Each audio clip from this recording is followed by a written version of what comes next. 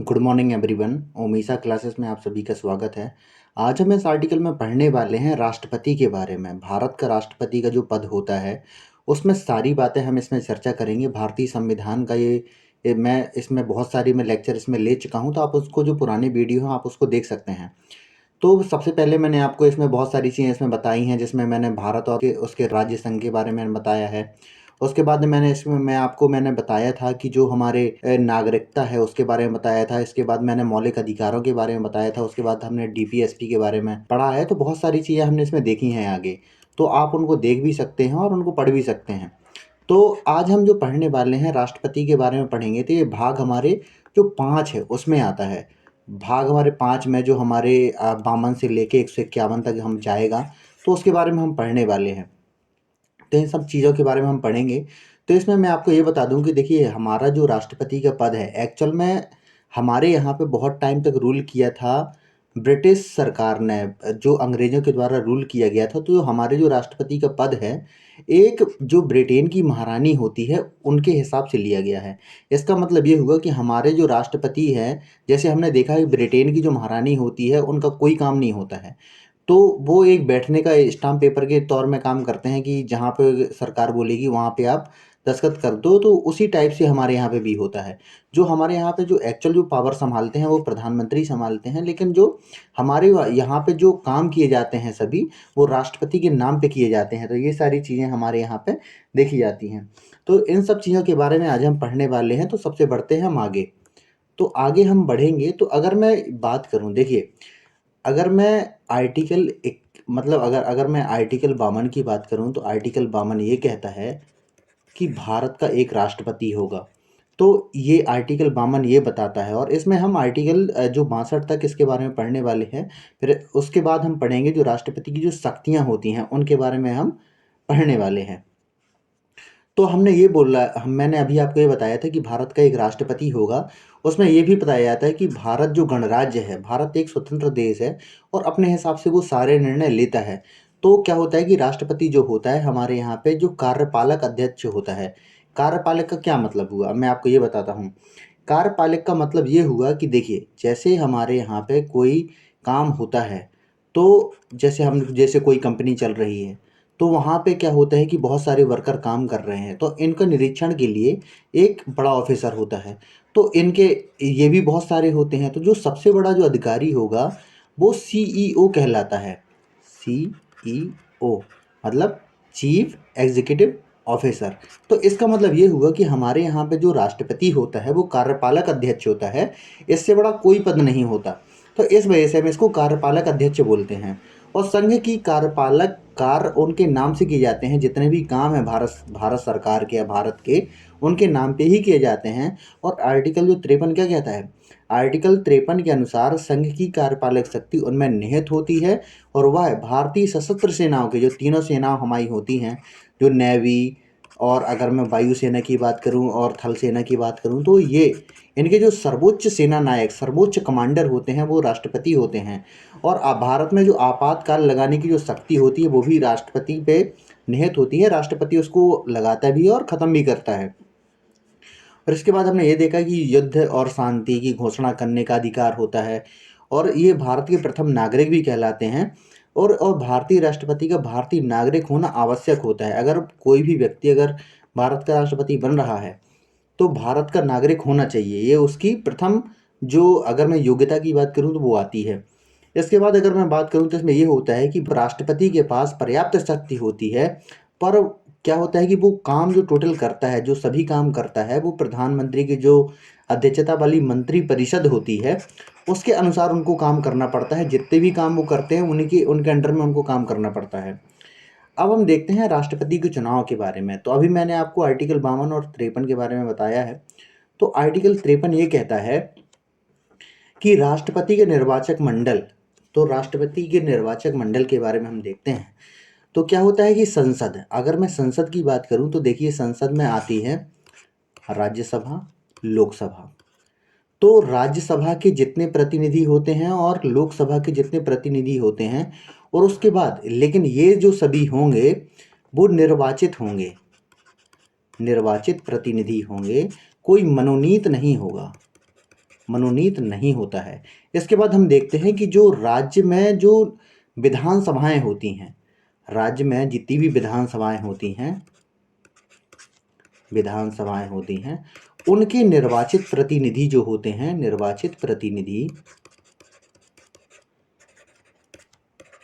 तो वो इसमें भाग लेते हैं। निर्वाचित प्रतिनिधि हमेशा भाग लेंगे इसमें। मनोनीत इसमें नहीं आते हैं। मनोनीत वाले इसमें जो भाग नहीं लेते हैं जब राष्ट्रपति का चुनाव होता है। इसके बाद हमने ये देखा है कि जो यूटी होती है हमारे यहाँ पे यूटी होती हैं जहाँ पे मुख्यमंत्री होते थे, तो उसमें हमारी एक तो है हमारा दिल्ली। देखिए क्या होता है कि हमारे यहाँ पे बहुत सारी यूटी हैं। अभी इस समय 8 हमारे यहाँ पे यूनियन टेरिटरी है और इसके बाद हम उसको केंद्र शासित प्रदेश भी बोलते हैं। तो जैसे पुदुचेरी है। अगर हम देखें तो क्या होता है कि जैसे हमारे यहाँ पे लक्षद्वीप है या फिर हमारे यहाँ पे अंडमान निकोबार द्वीप समूह है, तो इनकी जो पॉपुलेशन है बहुत कम है। अंडमान निकोबार द्वीप समूह, लक्षद्वीप द्वीप समूह, इनकी पॉपुलेशन कम होने की वजह से यहाँ का जो क्या होता है कि अगर यहाँ पे हमें मतलब प्रशासन को रेगुलेट करना है, तो हम क्या होता है कि वहाँ पे मुख्यमंत्री नहीं कर सकते। इसके लिए हम ये देखते हैं कि केंद्र सरकार डायरेक्ट वहाँ पे जो प्रशासन की देखभाल करती है। और वहाँ पे हमने ये देखा होगा कि जो क्या होता है कि बाकी सभी स्टेट में हमने देखा कि राज्यपाल होता है, लेकिन जो यूटी होती हैं वहाँ पे उपराज्यपाल होता है। उपराज्यपाल वहाँ पे नियुक्त किया जाता है कि वहाँ पे कोई भी प्रशासन में कोई भी दिक्कत होती है तो सीधे जो उपराज्यपाल होगा, सीधी जो उसका इंफॉर्मेशन है सीधे केंद्र सरकार को भेजेगा। लेकिन अगर कोई यूटी बड़ी हो गई, जैसे हम देखा कि दिल्ली है, दिल्ली की पॉपुलेशन बहुत ही ज़्यादा है, तो अब उसको रेगुलेट कैसे करें। तो उन्होंने बोला कि हाँ, इसके लिए हम मुख्यमंत्री बनाते हैं, लेकिन मुख्यमंत्री को उतनी शक्तियां नहीं होंगी जितने राज्य में जो मुख्यमंत्री होते हैं उनको शक्तियां होती है। इस वजह से हमने ये देखा है कि हमेशा जो, अगर मैं दिल्ली की बात करूं, तो दिल्ली में जो केजरीवाल वहाँ के मुख्यमंत्री तो हैं, लेकिन उनके अंडर में वहाँ की पुलिस भी नहीं है। तो इस चीज़ को हम देख सकते हैं इस तरीके से कि जो यूटी के मुख्यमंत्री होते हैं, जो स्टेट के मुख्यमंत्री होते हैं, उनकी जो शक्तियों में बहुत बड़ा हमें गैप नज़र आता है। तो इस तरीके से हम देख सकते हैं। तो इसके बाद हम ये देखते हैं कि दिल्ली, पुदुचेरी और जो जम्मू कश्मीर है, जम्मू कश्मीर के जो निर्वाचित सदस्य होते हैं वो इसमें भाग लेते हैं। तो इस तरीके से जो इसका निर्वाचक मंडल है वो इसका बनता है। तो आप इसमें समझ गए होंगे कि कौन कौन इसके निर्वाचक मंडल इसमें शामिल होता है। अब हम इसकी निर्वाचन की विधि देखते हैं कि इनको जो चुनाव होता है वो किस तरीके से होता है। सबसे पहले मैं आपको ये बताता हूँ कि इनका जो चुनाव है, राष्ट्रपति का जो चुनाव है, आनुपातिक प्रतिनिधित्व प्रणाली के आधार पर और एकल संक्रमणीय पद्धति के आधार पर किया जाता है। इसका मतलब ये होता है कि अगर 4 लोग खड़े हैं तो आप वरीयता के अनुसार इन चारों को आप वोट दे सकते हैं। और अगर जैसे जैसे मान लो ये एकल संक्रमणी का मतलब ये हुआ कि अगर ये बंदा नहीं जीत पाए हैं तो इनके जो वोट हैं ट्रांसफ़र हो जाएंगे आगे वालों को। तो इस तरीके से वरीयता के अनुसार उनका जो क्रम है निर्धारित किया जाता है। तो इस वजह से हमें ये देखने को मिलता है जो राष्ट्रपति के चुनाव में जो पद्धति यूज़ की जाती है उनके चुनाव के लिए, तो उसमें आनुपातिक प्रतिनिधित्व प्रणाली और एकल संक्रमणी पद्धति के अनुसार उनका जो चुनाव है किया जाता है। इसके बाद हमने ये देखा है कि राष्ट्रपति को भारत की संसद के दोनों सदनों, लोकसभा और राज्यसभा, इसके बाद हमने ये देखा है कि जो विधानसभाएं होती हैं इन सभी के जो निर्वाचित सदस्य हैं वो उनको चुनते हैं। इनकी जो कार्यकाल होता है पूरे 5 वर्ष के लिए चुना जाता है। इसके बाद इनको एकल संक्रमणी के बारे में मैंने आपको बता दिया। अब हम इनके देखते हैं कि किस तरीके से इनका जो मतलब जो वोट है किस तरीके से निर्धारित किया जाता है। तो अगर मैं ये बात करूँ, देखिए हमारे यहाँ पे बहुत सारे स्टेट हैं और हमने ये देखा है कि जो इनके वोट पड़ते हैं 14-15 लाख के आसपास पड़ते हैं, लेकिन हमारे यहाँ पे जो एमएलए और एमपी हैं ये तो इनकी संख्या तो बहुत ही कम है।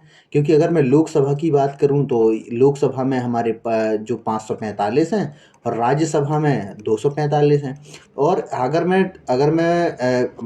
मैं पूरे एमएलए की बात करूँ तो लगभग वो मतलब 4200 के आसपास पहुंचती है पूरी संख्या। तो ये संख्या तो नहीं हुई। तो इसमें हम ये देखते हैं कि क्या होता है कि एमएलए और एमपी का वोट हमें निकालना पड़ता है। ये वोट कैसे निकलेगा वो मैं आपको बताता हूँ। जैसे हमें एमएलए की वोट का हमें बताना है कि इसकी वोट की वैल्यू है कितनी। अगर हमें ये निकालनी है तो सबसे पहले हम ये देखते हैं कि उस स्टेट में, मतलब उस स्टेट में कितनी जनसंख्या है, कुल जनसंख्या, कुल जनसंख्या बटे वहाँ पे जो विधानसभा कितनी सीटें हैं, कुल विधानसभा सीटें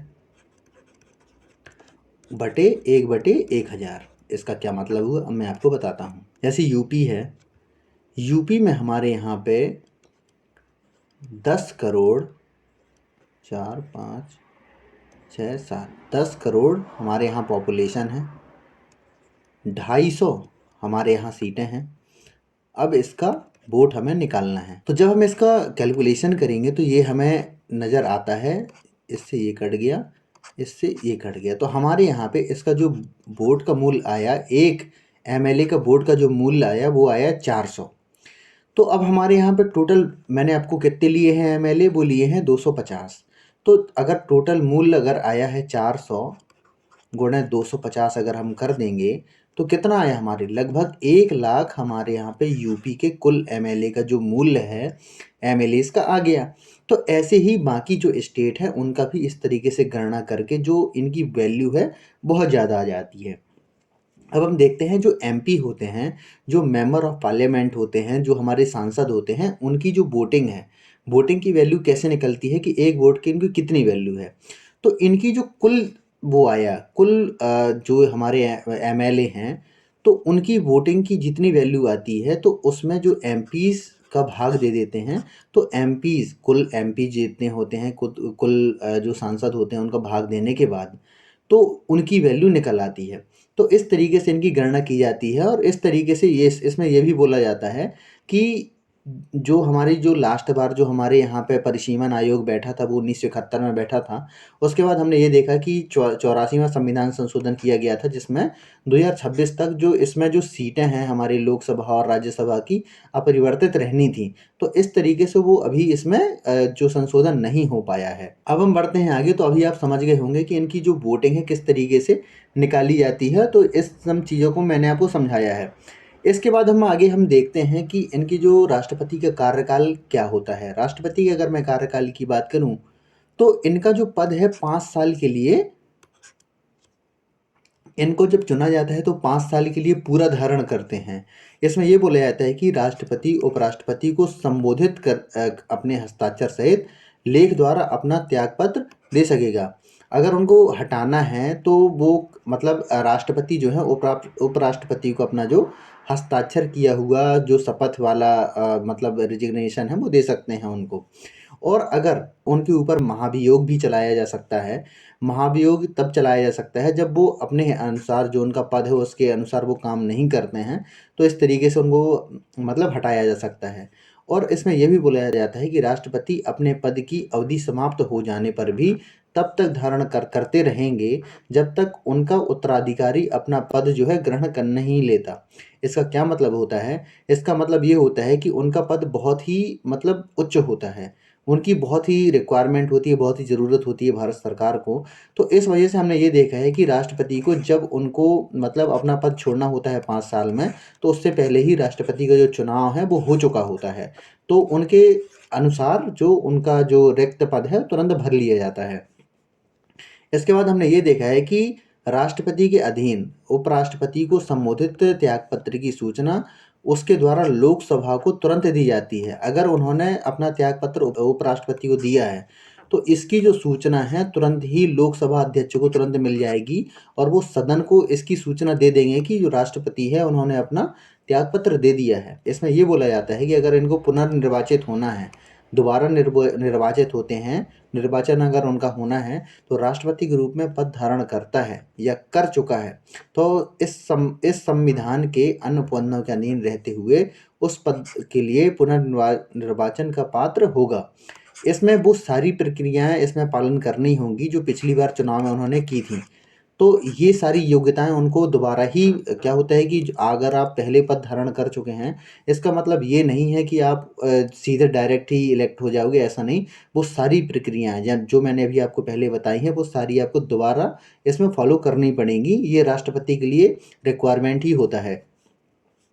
अगर मैं इस समय बात करूँ तो देखिए हमारे यहाँ पे अगर टर्म्स की बात करूँ तो हमारे यहाँ पे सिर्फ एकमात्र राष्ट्रपति हैं, डॉक्टर राजेंद्र प्रसाद, जो 2 बार हमारे राष्ट्रपति रह चुके हैं।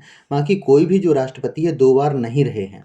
ये इस तरीके से हम देख सकते हैं और इसमें एक चीज़ और भी हम देखते हैं कि ऐसे कौन से राष्ट्रपति हैं जो अपने कार्यकाल में ही जिनकी मृत्यु हो गई थी। तो इसमें हम डॉक्टर ज़ाकिर हुसैन और डॉक्टर फ़खरुद्दीन अली अहमद 2 ऐसे हमारे राष्ट्रपति रहे हैं जिनकी मृत्यु उनके कार्यकाल में ही हो गई थी। तो इस तरीके से हम देख सकते हैं। तो ये हमारे सभी राष्ट्रपति हैं। इसके बाद हम ये देखते हैं, देखिए हमारे यहाँ पे राजेंद्र प्रसाद, डॉक्टर सर्वपल्ली राधाकृष्णन, फिर ज़ाकिर हुसैन, इसके बाद हमारे यहाँ पे वी.वी. गिरी साहब आए थे। वी.वी. गिरी जो मैंने आपको बताया था ना कि वी.वी. गिरी वो राष्ट्रपति थे कि उनके पहले क्या होता है कि डॉक्टर नीलम संजीव रेड्डी खड़े थे। तो बाद में ये भी खड़े हो गए, तो बाद में इंदिरा गांधी के कहने पर इनको जितवा दिया गया और ये चुनाव हार गए थे। बाद में फिर जब ये इनको राष्ट्रपति के चुनाव में जब लड़े थे 1977 में, तो फिर ये मतलब एकमात्र ऐसे राष्ट्रपति हैं जो निर्विरोध जो चुने गए, उनकी मतलब कोई विपक्ष में नहीं खड़ा हुआ, ये अकेले जीत गए। तो इस तरीके से था। इसके बाद ज्ञानी जैल सिंह थे, इसके बाद श्री वेंकट रमन थे, इसके बाद हमने शंकर दयाल शर्मा थे, इसके बाद के.आर. नारायणन थे, इसके बाद हमने ये देखा है कि ए.पी.जे. अब्दुल कलाम साहब थे। इसके बाद हमने ये देखा है कि भारत की पहली महिला राष्ट्रपति प्रतिभा देवी सिंह पाटिल थी। उसके बाद हमने ये देखा कि प्रणब मुखर्जी थी। इसके बाद हमने ये देखा है कि जो रामनाथ कोविंद जी थे, ये भारत के जो प्रेसिडेंट बने थे। इस समय जो हमारे देश की प्रेसिडेंट हैं श्रीमती द्रौपदी मुर्मू जो हैं, वो भारत की जो प्रेसिडेंट हैं इस टाइम पे। तो इस तरीके से हम देख सकते हैं।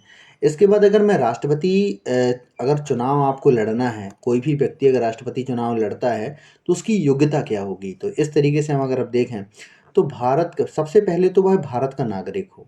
सबसे पहले वो है भारत का नागरिक हो, 35 वर्ष की आयु पूरी कर चुका हो और लोकसभा का सदस्य बनने की योग्यता रखता हो। ये इतना फालतू है ना। लोकसभा का बनने का क्या मतलब हो, वह भारत का नागरिक हो और 25 वर्ष की आयु पूरी कर चुका हो। अरे भाई, कोई व्यक्ति अगर 35 का पूरी कर चुका है तो मतलब 25 की तो कर ही चुका होगा। तो ये चीज़ भी है। तो उसके बाद हम ये देखते हैं, वह किसी भी लाभ के पद पर कार्यरत ना हो। और इसमें ये भी बताया गया है कि उपराष्ट्रपति, राज्यपाल और मंत्री लाभ के पद नहीं हैं।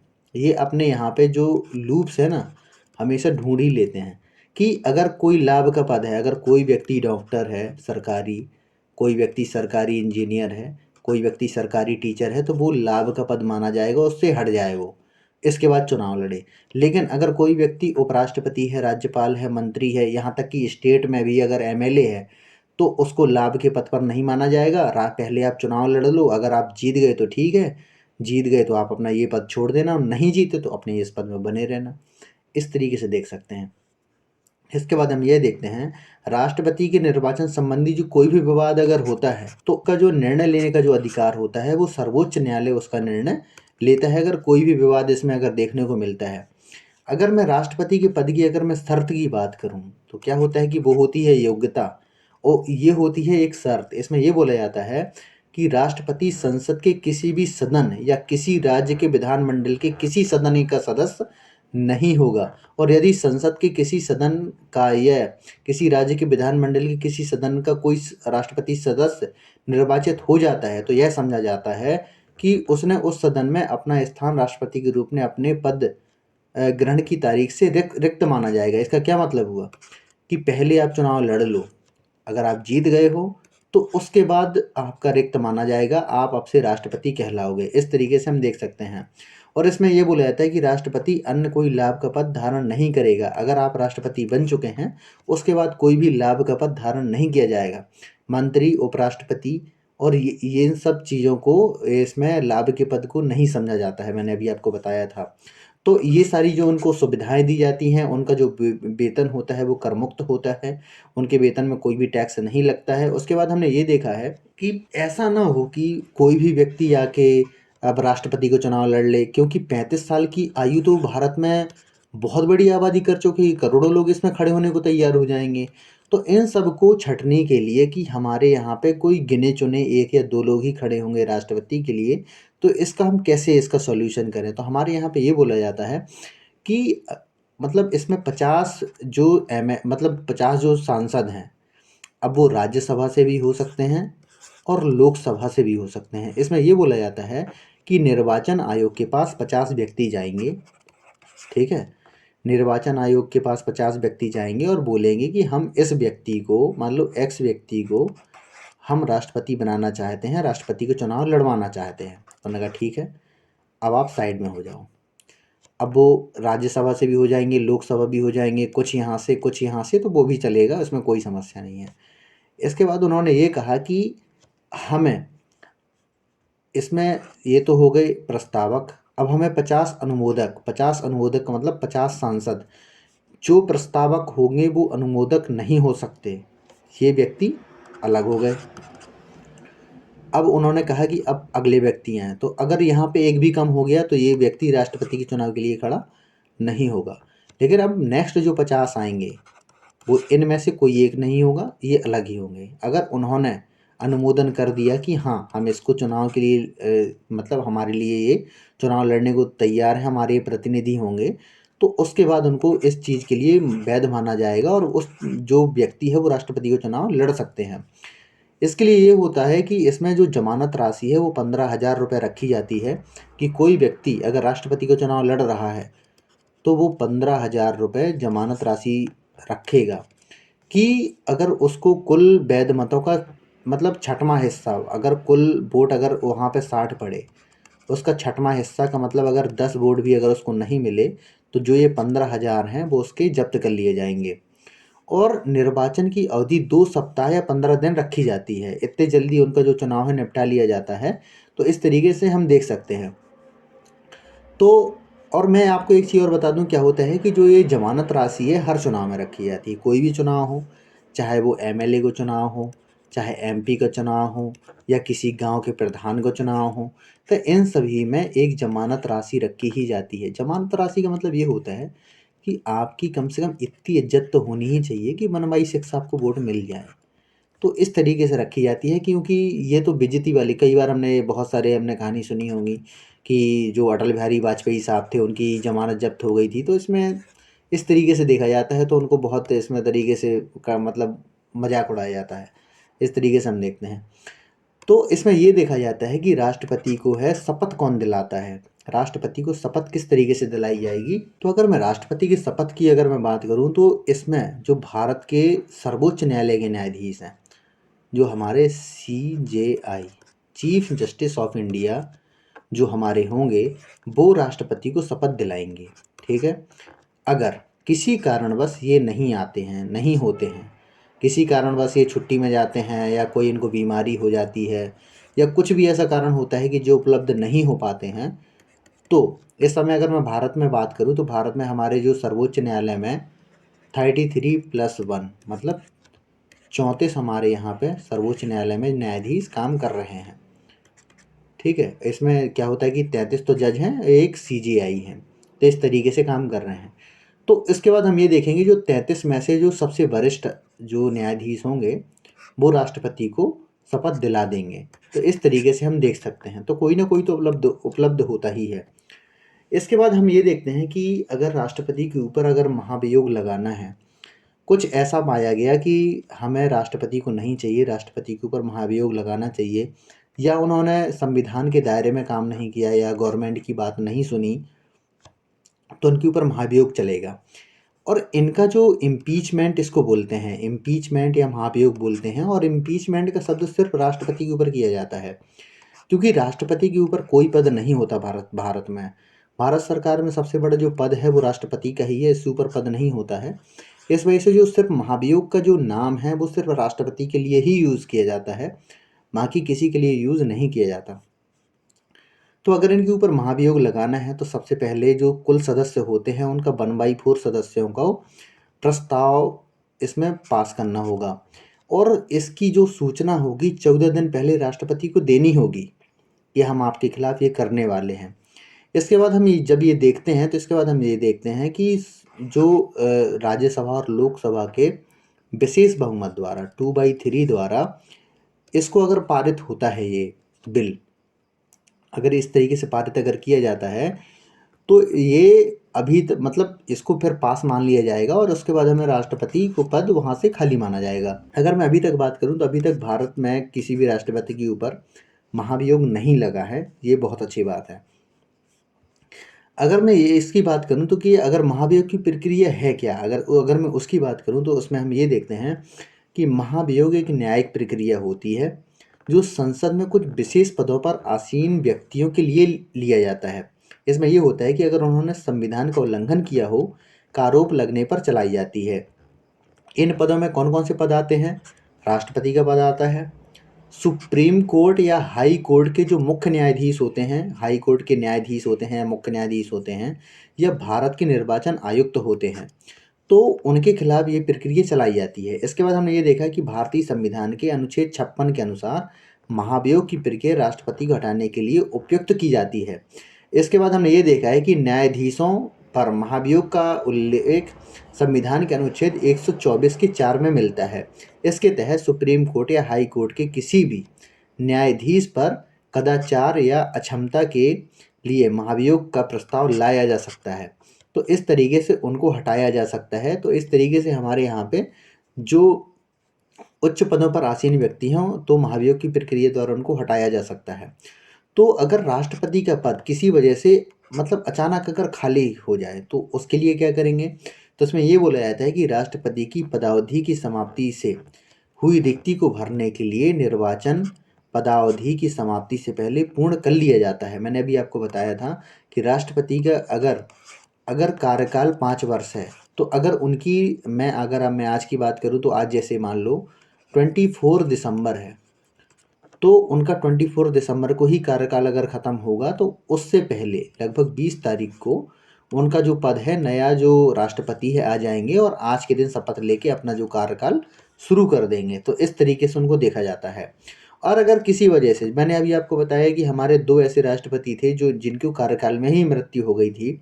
तो मैंने अभी आपको बताया, तो इस तरीके से अगर होता है कुछ, राष्ट्रपति की मृत्यु अगर हो जाए या उन्होंने त्यागपत्र दे दिया या किसी वजह से पद से हट गए हैं या कुछ अन्य कारण भी हो सकते हैं जिससे उन्हें बीमारी का कोई कारण हो सकता है, तो उसमें अगर रिक्त हो जाता है तो उसमें ये बोला जाता है कि रिक्ति को भरने के लिए निर्वाचन रिक्ति होने की तारीख के पश्चात यथाशीघ्र और प्रत्येक दशा में 6 महीने के भीतर इसका जो चुनाव है कर लिया जाएगा और रिक्ति को भरने के लिए जो निर्वाचित शक्ति अनुच्छेद 56 के उपबंधों के अधीन रहते हुए अपने पद ग्रहण की तारीख के 5 वर्ष की पूरी अवधि तक जो व्यक्ति होगा वो धारण करेगा। जैसे मैंने आपको इसमें उदाहरण तो के तौर पर समझाता हूँ। जैसे हमारे यहाँ पे क्या होता है कि जैसे कोई एमपी ने चुनाव लड़ा, तो उसके बाद हमने ये देखा कि 1.5 साल बाद या तो उसकी मृत्यु हो गई या उसको जेल हो गई, कई होते हैं जो क्रिमिनल भी होते हैं, जेल हो गई। तो उसके बाद हम ये देखते हैं कि अगर उसको जेल हो गई तो ये तो पद खाली हो गया, लेकिन इसने जो कार्यकाल किया वो किया सिर्फ 1.5 साल। तो इसमें क्या होता है कि उसमें होगा उपचुनाव होगा। तो उपचुनाव जो होगा वो अब ये नहीं होगा कि 5 साल के लिए होगा, अब होगा सिर्फ 3.5 साल के लिए। लेकिन जो राष्ट्रपति का चुनाव होता है अगर बीच में या 1.5 साल में या अगर 2 महीने में भी अगर किसी वजह से रिक्त पद हो जाता है तो जो नेक्स्ट जो राष्ट्रपति आएगा वो पूरे 5 साल रहेगा। तो इसका मतलब ये हुआ, इस तरीके से हम इसको देख सकते हैं। अब राष्ट्रपति के पास बहुत सारी शक्तियां भी होती हैं। राष्ट्रपति की अगर मैं कुछ शक्तियों की बात करूं जो व्यवस्थापिका के अंतर्गत जो उनकी शक्तियां होती हैं, अगर मैं उनकी बात करूं तो एक एक करके हम इस चीज़ को देखते हैं। तो इसमें ये होता है कि अनुच्छेद 79 के अंतर्गत राष्ट्रपति संसद या व्यवस्थापिका का अभिन्न अंग होता है। अनुच्छेद 79 बोला जाता है। 79 का मतलब क्या हुआ? आर्टिकल 19 का मतलब होता है संसद। इसको हम सरला से याद करते हैं, सरला। संसद, राज्यसभा, लोकसभा, मतलब 79, ये होगा 80, ये होगा 81। इस तरीके से याद कर सकते हैं। इसके बाद हम ये देखते हैं कि अनुच्छेद 80 का 2 ये कहता है कि अंतर्गत राष्ट्रपति राज्यसभा में 12 जो सदस्यों को मनोनीत कर सकता है, जो अपने क्षेत्र में बहुत अच्छा काम कर चुके हैं उनको मनोनीत करता है। जो इसकी जो सिफारिश है मंत्रिमंडल ही करता है। इसके बाद हम ये देखते हैं कि अगर मैं 331 की अगर बात करूँ तो 2 सदस्यों जो एंग्लो इंडियन हैं उनको भी जो राष्ट्रपति है मनोनीत कर सकता है लोकसभा में। इसके बाद अगर मैं बात करूं तो अनुच्छेद 85 के अंतर्गत राष्ट्रपति संसद का जो सत्र है उसको आहूत कर सकता है, मतलब उसकी शुरुआत कर सकता है, सत्रावसान कर सकता है, और सत्र को भंग करने का जो अधिकार है वो राष्ट्रपति के पास है। इसके बाद हम ये देखते हैं कि अनुच्छेद 86 में प्रत्येक सत्र के प्रारंभ में अगर कोई जो लोकसभा है नवगठित होकर आती है तो उसका जो पहला सत्र है वो राष्ट्रपति के द्वारा संबोधित किया जाएगा। जो अभिभाषण होता है वो राष्ट्रपति के द्वारा दिया जाएगा। और अनुच्छेद 87 यह कहता है संसद के जो प्रत्येक वर्ष होता है तो उसका जो प्रथम जो अधिवेशन होता है उसमें राष्ट्रपति द्वारा अभिभाषण दिया जाएगा और भाषण मंत्रिमंडल द्वारा तैयार किया जाता है। और इसमें अनुच्छेद 99 द्वारा जो प्रोटेम स्पीकर है, क्या होता है कि जो स्पीकर होता है, जो लोकसभा अध्यक्ष होता है, तो जब नई कोई गवर्नमेंट आती है, नई कोई लोकसभा चुन के आती है, तो उसमें ये बोला जाता है कि राष्ट्रपति एक व्यक्ति, जो उसमें बोला जाता है कि एक व्यक्ति को वो शपथ दिलाते हैं, जो प्रोटेम स्पीकर होते हैं बाकी सभी को शपथ दिला देते हैं। तो इस तरीके से जो प्रोटेम स्पीकर होता है उसको जो शपथ दिलाते हैं उसकी नियुक्ति जो है राष्ट्रपति द्वारा की जाती है। इसके बाद हम ये देखते हैं कि अनुच्छेद जो 110 है इसमें धन विधेयक के बारे में बताया जाता है कि धन विधेयक जब पारित किया जाता है, जब लोकसभा में पारित किया जाता है तो सबसे पहले जो राष्ट्रपति की अनुमति ली जाती है। लेकिन ये धन विधेयक या नहीं है, इसकी जो प्रमाणिकता पास करता है लोकसभा अध्यक्ष। और अनुच्छेद 108 के द्वारा ये बोला जाता है कि संसद की जो संयुक्त अधिवेशन है, संसद की संयुक्त अधिवेशन को बुलाने का जो अधिकार है वो राष्ट्रपति के पास है। तो इस तरीके से हम देखते हैं। तो इसमें एक और होता है कि कार्यपालिका संबंध जो शक्ति होती हैं उसमें राष्ट्रपति के पास बहुत सारी शक्तियां होती हैं। तो अगर मैं इसके बारे में बात करूं तो इसमें जो अनुच्छेद 53 ये कहता है कि कार्यपालिका शक्ति राष्ट्रपति में निहित होती है। मंत्री, इसमें ये बोला जाता है कि अनुच्छेद 74 में मंत्री परिषद का वर्णन किया गया है कि इसमें यह भी बोला जाता है कि जो राष्ट्रपति जो काम करेंगे मंत्री परिषद की सलाह पर ही काम करेंगे। और इसमें ये बोला जाता है कि प्रधानमंत्री की नियुक्ति राष्ट्रपति द्वारा की जाती है, महान्यायवादी की नियुक्ति राष्ट्रपति द्वारा की जाती है, नियंत्रक एवं महालेखा परीक्षक की नियुक्ति राष्ट्रपति द्वारा की जाती है, राज्यपाल की नियुक्ति राष्ट्रपति द्वारा की जाती है। जो राष्ट्रपति जो हैं राष्ट्रीय वित्त आयोग के जो नियुक्ति है वो राष्ट्रपति द्वारा ही की जाती है। इस समय जो 15वें वित्त आयोग के जो अध्यक्ष हैं NK सिंह हैं। तो इस तरीके से हम देख सकते हैं। इसके बाद हमने ये देखा है कि अनुसूचित जाति अनुसूचित जनजाति आयोग की जो नियुक्ति है वो भी राष्ट्रपति द्वारा की जाती है। OBC आयोग की नियुक्ति भी राष्ट्रपति के द्वारा की जाती है। और जो उच्चायोग होते हैं, जैसे अगर में अम्बेसडर होते हैं, और उच्चायोग या जो राजदूत होते हैं, विदेशों में बहुत सारे हमारे राजदूत नियुक्त होते हैं, उनकी नियुक्ति भी राष्ट्रपति द्वारा की जाती है। तो इस तरीके से हम देख सकते हैं। इसके बाद अगर मैं देखूं कि जो न्यायिक शक्ति भी इनके पास बहुत सारी होती हैं। अगर मैं अनुच्छेद 124 के अंतर्गत अगर बात करूं तो वो जो मुख्य न्यायाधीश सहित अन्य न्यायाधीश की जो नियुक्ति है वो राष्ट्रपति के द्वारा की जाती है। अगर मैं अनुच्छेद 216 की बात करूं तो इसमें यह बोला जाता है कि जो उच्च न्यायालय में मुख्य न्यायाधीश और बाकी सभी न्यायाधीश हैं वो भी राष्ट्रपति के द्वारा ही की जाती हैं। अगर मैं इसकी बात करूं तो अनुच्छेद 72 में जो माफ़ी प्रदान करने का जो अधिकार है वो राष्ट्रपति के पास है। इसमें यह बोला जाता है कि राष्ट्रपति मृत्युदंड को पूर्णतः माफ़ कर सकता है, सजा की अवधि बदल सकता है तथा उसकी प्रकृति को परिवर्तित कर सकता है। इसमें यह बोला जाता है, देखिए मृत्युदंड का ये मतलब हुआ कि अगर उसको फांसी की सजा है तो उसको ख़त्म कर दी जाएगी। सजा की अवधि बदलने का मतलब ये होता है कि अगर किसी व्यक्ति को 5 साल या 20 साल की सजा हुई है तो उसको 2 साल या 1 साल कन्वर्ट कर दी जाएगी। प्रकृति बदलने का मतलब ये होता है किसी व्यक्ति को अगर फांसी मिली है तो उसको उम्र कैद में बदलने की जो शक्ति है वो राष्ट्रपति के पास होगी। और इसमें ये बोला जाता है कि अनुच्छेद 153 द्वारा राष्ट्रपति को अध्यादेश जारी करने का जो अधिकार है वो राष्ट्रपति के पास है। इसमें ये बोला जाता है कि सिफारिश जो होती है वो मंत्री परिषद जो होती है मंत्रिमंडल की अध्यक्षता में होती है। और इस तरीके से जो अध्यादेश जारी करने का जो अधिकार होता है वो राष्ट्रपति के पास होता है। कई बार ये होता है कि बहुत सारी चीज़ें ऐसी होती हैं जब संसद का सत्र नहीं चल रहा होता है और ऐसे कानून बनाने होते हैं जो देश के लिए बहुत ही ज़रूरी होता है। तो उसमें ये होता है कि इसमें जो राष्ट्रपति अध्यादेश जारी कर सकता है और यह जो कानून होता है उसमें जो पूरी शक्ति होती है जो संसद के द्वारा बनाई जाती है। तो इस तरीके से इसमें ये सारी शक्तियाँ जो राष्ट्रपति के पास होती हैं। अगर मैं आपातकालीन संबंधी शक्तियों के बारे में बात करूं तो इसमें जो जो अगर मैं ये बात कहूँ राष्ट्रीय आपात या सामान्य आपात जो लगाने की शक्ति है राष्ट्रपति के पास होती है।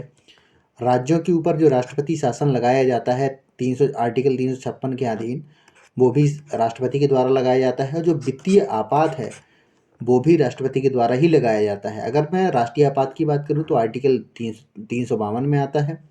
अगर मैं अगर राज्यों में राष्ट्रपति शासन जो लगता है वो आर्टिकल 356 में आता है। जो वित्तीय आपात लगता है वो आर्टिकल 360 में आता है। तो इस तरीके से हम देख सकते हैं। अगर मैं वीटो शक्तियों की बात करूं तो राष्ट्रपति के पास ये अनोखा पावर होता है वीटो शक्ति की, कि ये आर्टिकल 111 के अंतर्गत आता है। राष्ट्रपति किसी विधेयक के हस्ताक्षर के बाद कानून बनाने का जो अधिकार होता है, देखिए कोई बिल अगर पारित होता है तो ये होती है लोकसभा, ये होती है राज्यसभा, ये होते हैं प्रेसिडेंट। कोई बिल पारित हुआ तो यहाँ से पास हो गया, यहाँ से पास हो गया, लेकिन वो तब तक एक्ट नहीं बनेगा। देखिए यहाँ तक बिल होता है, यहाँ भी बिल है, यहाँ भी बिल है, लेकिन जब तक वो एक्ट तब बनेगा जब यहाँ पे राष्ट्रपति के द्वारा सिग्नेचर हो जाएंगे, तभी वो एक एक्ट बनेगा। तो एक्ट अगर नहीं बनना है, यहाँ से तो पास हो गया, फिर राष्ट्रपति के पास गया, तो उन्होंने इसके साथ क्या क्या कर सकते हैं ये हम देखते हैं। तो इसमें हम ये देखते हैं कि आर्टिकल 111 के द्वारा के अंतर्गत ये होता है कि राष्ट्रपति की किसी विधेयक के हस्ताक्षर के बाद कानून बनाने का जो अधिकार है वो राष्ट्रपति के पास होता है। इसमें 3 तरीके की वीटो यूज़ कर सकते हैं वो। एक तो होते हैं पूर्ण वीटो, एक है निलंबनकारी वीटो, एक होते हैं जेबी वीटो। इसमें ये होता है कि जो पूर्ण वीटो ये होता है कि यह राष्ट्रपति की उस शक्ति को प्रस्तुत करता है जिसमें वह संसद द्वारा पास किसी बिल के बारे में अपनी सहमति बनाए रखता है। इस प्रकार के बिल का अंत हो जाता है एवं एक्ट नहीं बनता। ठीक है। सन 1954 में राष्ट्रपति डॉक्टर राजेंद्र प्रसाद ने पेप्सू एप्रोप्रिएशन बिल के संदर्भ में अपनी राय रोक रखी। बिल पास तब हुआ जब पेप्सू में राष्ट्रपति शासन लागू हो गया था। इसके बाद हम ये देखते हैं कि पुनः 1991 में जो राष्ट्रपति थे आर वेंकट रमन ने अपनी सहमति सांसदों का वेतन, मान, भत्ते, पेंशन के संदर्भ में रोक कर रखी थी। इनके बढ़ाने के बारे में ये पास किया जाना था। इसके बाद हमने ये देखा कि बिल संसद द्वारा पास किया गया, लोकसभा का भंग होने के एक दिन पूर्व उसके लिए राष्ट्रपति की पूर्ण स्वीकृति प्राप्त नहीं हो पाई थी, कि बाद में फिर लोकसभा ही भंग हो गई तो उन्होंने अपनी स्वीकृति दी ही नहीं, तो इस तरीके से वो लोकसभा ही भंग हो गई। और इसमें एक चीज़ और होती है, अगर लोकसभा भंग हो जाती है तो वो बिल भी भंग हो जाता है। ये चीज़ भी होता है। दूसरा होता है निलंबनकारी वीटो। इसमें ये बोला जाता है कि बिल को पुनः, अगर राष्ट्रपति के पास कोई बिल भेजा गया और उन्होंने कहा यार ये चीज़ मुझे ठीक नहीं लग रही है, तो अगर वो दोबारा भेज दें, मतलब लोकसभा या राज्यसभा को भेज दें, या आप इसको दोबारा देख लीजिए, अगर वो दोबारा उसको पास करके दोबारा भेजते हैं तो इसका ये मतलब होता है कि दोबारा जांच के लिए, पुनर्लोकन के लिए दोबारा भेज सकते हैं, इसका ये मतलब होता है। अगर मैं निलंबनकारी वीटो की बात करूं, एक होता है जेबी वीटो। इसमें ये होता है कि राष्ट्रपति के पास कोई जो बिल है भेजा गया, तो ना तो उन्होंने पास किया, ना उन्होंने फेल किया, ना ही वापस किया, अब वो रखा है उनके पास। और यह जो अवधि होती है वो अनिश्चित काल के लिए होती है। कोई उनसे पूछ नहीं सकता कि सर बिल का क्या हुआ। वो बोले कौन सा बिल, तो वो बोलेंगे कि अरे भेज दिया नहीं था हमने आपको। बोले देखेंगे, आप बैठो चैन से। तो इस तरीके से उनके पास ये वीटो जो पावर होती है, जेबी वीटो की जो शक्ति होती है, वो सबसे अलग है। तो इसमें ये होता है कि वो विचाराधीन के लिए रखते हैं। क्या होता है कि 1986 में जो हमारे यहाँ पे जो राष्ट्रपति थे ज्ञानी जैल सिंह थे, उसके बाद हमने ये देखा कि हमारे वहाँ पे जो एक एक्ट पास हुआ था, इंडियन पोस्ट ऑफिस एक्ट 1986 की अगर मैं बात करूँ, तो उन्होंने जेबी वीटो का यूज़ किया था इसमें। इसके बाद हमने ये देखा कि 24वें संविधान संशोधन 1971 में ये कहा था कि अनुसार राष्ट्रपति हेतु यह अनिवार्य कर दिया गया था कि संविधान संशोधन अगर उनके पास कोई बिल भेजा जाता है तो राष्ट्रपति को अपनी जो सहमति है देनी ही पड़ेगी। उसके बाद जो हमने ये देखा है कि राष्ट्रपति के पास जो अनुच्छेद 123 के अंतर्गत जो अध्यादेश जारी करने का जो अधिकार है वो उनके पास होता ही है। तो मैंने आपको जेबी वीटो के बारे में बताया, ये राष्ट्रपति के पास सबसे खतरनाक वीटो होता है और कोई भी गवर्नमेंट उनको पूछ नहीं सकती है कि आप इसका क्या कर रहे हो। तो इस तरीके से हम देखते हैं। अब मैं आपको इनकी लिस्ट देखता हूँ। मैंने अभी आपको लिस्ट बताई थी। हमारे यहाँ पे जो पहले जो राष्ट्रपति थे डॉक्टर राजेंद्र प्रसाद थे, उसके बाद सर्वपल्ली राधाकृष्णन हुए थे, उसके बाद देखिए ये जो राष्ट्रपति हैं, अगर मैं बात करूं राजेंद्र प्रसाद साहब की, तो ये 2 टर्म रहे हैं, बाकी कोई भी 2 टर्म नहीं रहे हैं। इसके बाद हमने ये देखा कि सर्वपल्ली राधाकृष्णन थे, उसके बाद हमने जाकिर हुसैन को देखा, उसके बाद वीवी गिरी साहब को देखा, उसके बाद हमने फ़खरुद्दीन अली अहमद साहब को देखा, उसके बाद नीलम संजीव रेड्डी साहब को देखा। ये एकमात्र व्यक्ति थे जो निर्विरोध चुने गए थे, मैंने अभी आपको बताया था। उसके बाद ज्ञानी जैल सिंह आए, उसके बाद हमारे यहाँ पे वेंकट रमन साहब जी आए, उसके बाद हमारे यहाँ पे जो शंकर दयाल शर्मा थे, 1992 से 1997 इनका कार्यकाल रहा है। उसके बाद हमारे यहाँ पे के आर नारायणन आए। उसके बाद हमारे यहाँ पे भारत के सबसे महान राष्ट्रपति हमारे यहाँ पे आए, एपीजे अब्दुल कलाम साहब। उसके बाद हमने भारत की पहली महिला राष्ट्रपति प्रतिभा देवी सिंह पाटिल जी को देखा है, तो वो हमारे यहाँ की प्रेसिडेंट रही हैं। उसके बाद हमारे यहाँ पे जो प्रणब मुखर्जी हैं, वो भी हमारे यहाँ के प्रेसिडेंट रहे हैं। और 2022 तक की अगर मैं बात करूँ, तो 2022 तक, 2017 से 2022 तक हमारे यहाँ के जो प्रेसिडेंट रहे हैं, वो रामनाथ कोविंद जी रहे हैं। उसके बाद हमारे यहाँ पे 25 जुलाई 2022 से हमारे यहाँ पे जो प्रेसिडेंट अब हो गई हैं, श्रीमती द्रौपदी मुर्मू जो हैं, हमारे यहाँ की जो प्रेसिडेंट है वो हो चुकी हैं। तो आशा करता हूँ कि ये वीडियो आपको अच्छा लगा होगा। अगर आपको वीडियो अच्छा लगा हो तो प्लीज़ इसको लाइक कीजिए, सब्सक्राइब कीजिए एंड शेयर कीजिए। धन्यवाद।